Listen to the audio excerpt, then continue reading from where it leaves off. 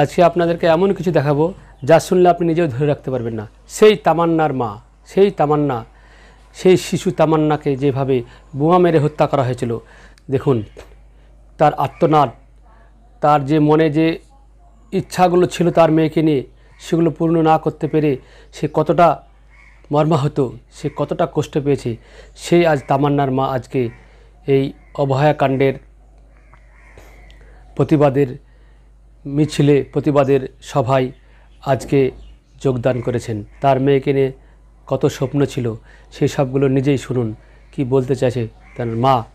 তামান্নার মা আজকে একটি সাধারণ গ্রাম থেকে, সে হয়তো এই কলকাতা কোনোদিন চিনতেও না ঠিকমতো বা জানতেও না, সে জীবনে কখনোও ভাবেনি যে এখানে আসতে হবে আমাকে, এইভাবে জনসভায়, এইভাবে সাধারণ মানুষের সামনে এসে আমাকে এরকম কান্না করতে হবে, এরকম বলতে হবে। সেই তামান্নার মা আজকে সকলের সামনে এসে আজকে সারা ভারতবর্ষ তাকে দেখছেন, সারা ভারতবর্ষের কাছে আজকে যে কষ্টটা তার মনের সেই প্রকাশ করছেন। দেখুন আজকে সেই শিশু তামান্নার মা সত্যি কতটা কষ্টদায়ক, কতটা বেদনাদায়ক, কতটা যে কষ্টের।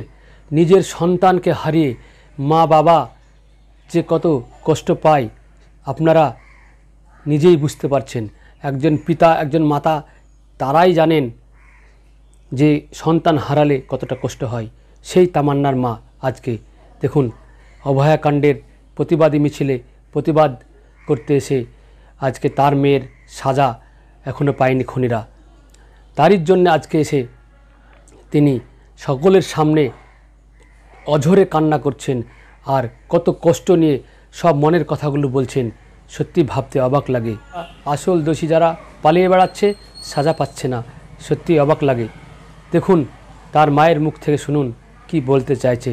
দেখুন সেই তামান্নার মায়ের মুখ থেকে তামান্নার মা কি বলছেন।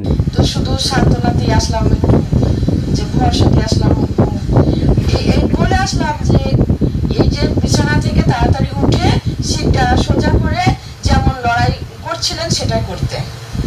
আর আজকে মেয়েরে যে বিছানা শুয়ে দিয়েছে ভয়ে আর উঠবে না, এটা না করে আবার বিছানা থেকে ওষুধ খেয়ে খাবার খেয়ে সুস্থ হয়ে সিটটা সোজা করে উঠে আবার আন্দোলন করতে, রাস্তায় রাস্তায় হাঁটতে। হয়তো জীবন চলে যাবে, মেয়েরা চলে যায়, মায়েরা থেকে কি করবে? তো চলে যাবে, তবুও যেন বিচারের শেষ দিন পর্যন্ত লড়ে যেতে হবে। না, ওনার কথা বলার মতো পরিস্থিতি নেই, উনি কান্নায় করছিলেন। আন্দোলন চলবে, আন্দোলন থামবে না। যতদিন উনি ওনার মেয়ের বিচার না পাচ্ছে ততদিন উনি আন্দোলন চালাবে। আমি যতদিন না পাচ্ছি আমি আন্দোলন চালিয়ে যাব। সেই ভয়ে আমি ভয় পরোয়া করবো না। আমার পিছন ফিরে তাকানোর কেউ নেই, আমার হারানোর কিছু নেই। তো আমার জীবনটা যে হারিয়ে যাবে আমি ভয়ে, এই যে আমি আজকে হয়তো বাড়ি না ফিরতেও পারি, আমাকে হয়তো রাস্তা তো শেষ করে দিতে পারে, আমি কিছু আমার আমার জীবনের আশা আমি করি না, আমাকে মেরে দিতেই পারে, মেরে দেওয়ার আগে পর্যন্ত আমি লড়ে যাব।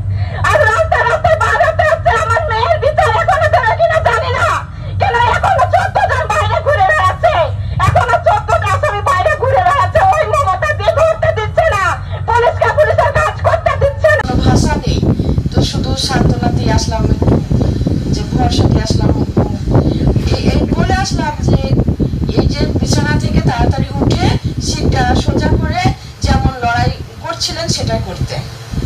আর আজকে মেয়েরে যে বিছানা শুয়ে দিয়েছে ভয়ে আর উঠবে না, এটা না করে আবার বিছানা থেকে ওষুধ খেয়ে খাবার খেয়ে সুস্থ হয়ে সিটটা সোজা করে উঠে আবার আন্দোলন করতে, রাস্তায় রাস্তায়